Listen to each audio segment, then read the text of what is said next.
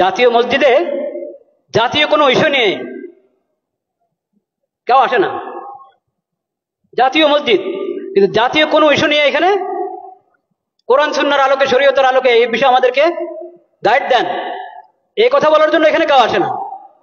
আসে শুধু পানি পড়ার জন্য, আসে হুজুর দোয়া রাখেন, দোয়া করেন, এই কথার জন্য। এই কথার জন্য আসে না যে জাতিসংঘের দফতর ঢাকাতে তাদের অফিস করার জন্য, দফতর করার জন্য কথা উঠছে, এটা কি আমাদের জন্য ঠিক হবে? হুজুর কোরআন সুন্নাহর আলোকে একটু বলেন। এটা লালবাগ শাহী মসজিদের খতিবের কাছেও যায় নাই, চকবাজার শাহী মসজিদের খতিবের কাছেও যায় নাই, আন্দরকিল্লার খতিবের কাছেও যায় নাই, বয়তুল মোকাররম জাতীয় মসজিদের খতিবের কাছেও আসে নাই। কেন? আল্লাহ ইমাম এবং খতিবকে কেন ইমাম বানিয়েছেন এটা তারা জানেই না, বুঝেই না। একটা ধর্ম মন্ত্রণালয় আছে, ধর্ম মন্ত্রণালয়ের মধ্যে একজন আলেমকে বসানো হয়েছে, মাশাআল্লাহ, খুশির বিষয়, বিজ্ঞ আলেম, কোরআন সুন্নাহর আলেম। তো যে কোনো বিষয় দেশের প্রথমত ধর্ম মন্ত্রণালয় থেকে অনুমোদন নিতে হবে, ধর্মীয় দিক থেকে এখানে আপত্তি আছে কিনা, এই বিষয়ে ধর্মের নির্দেশনা কি, ওখান থেকে প্রথম অনুমোদন নাও, তারপরে অন্য ফয়সালা, অন্য মশওয়ারা।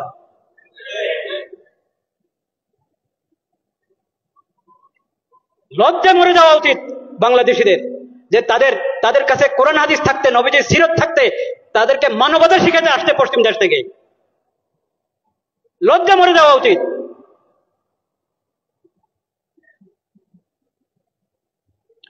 আমরা আল্লাহকে সাক্ষী রাখছি, আমরা এসব অপকর্মের সঙ্গে বিলকুল আমরা সম্পর্কযুক্ত না। আল্লাহ সাক্ষী, আমরা এই ধরনের সমস্ত কর্মকাণ্ড থেকে সম্পর্কহীন। কাকে এখানে পাঠাবে জাতিসংঘের পক্ষ থেকে? আবাসিক সমন্বয়কারী। ওই আবাসিক সমন্বয়কারী কি জানেন? সমকামী। বলেন নাউজুবিল্লাহ। এখন ওখান থেকে প্রস্তাব পাঠানো হয়েছে, এখান থেকে হ্যাঁ বলতে আর কতক্ষণ লাগবে আল্লাহ জানেন। যদি বিবেক থাকে, যদি বর্তমান সরকার ভালোই তো করছিল, অনেক কাজ তো ভালোই করছিল, সুন্দর করছিল, এই শেষ সময় যদি নিজের ইজ্জত রেখে যেতে চায়, তাহলে তাদেরকে এই দপ্তর এর ফয়সালা উদ্রহ করতে হবে এবং এই ধরনের এই বিকৃত মস্তিষ্ক লোকদেরকে, বেহায়া বেলাদা লোকদেরকে এই দেশে আসার অনুমতি দেওয়া থেকে বিরত থাকতে হবে। শেষ সময় নির্বাচনের ঘোষণা করে এখন নিজের ইজ্জত নষ্ট করবেন আপনারা? এইসব হারাম কাজ অন্তর্বর্তীকালীন সরকার করক তাও হারাম, নির্বাচিত সরকার করক তাও হারাম,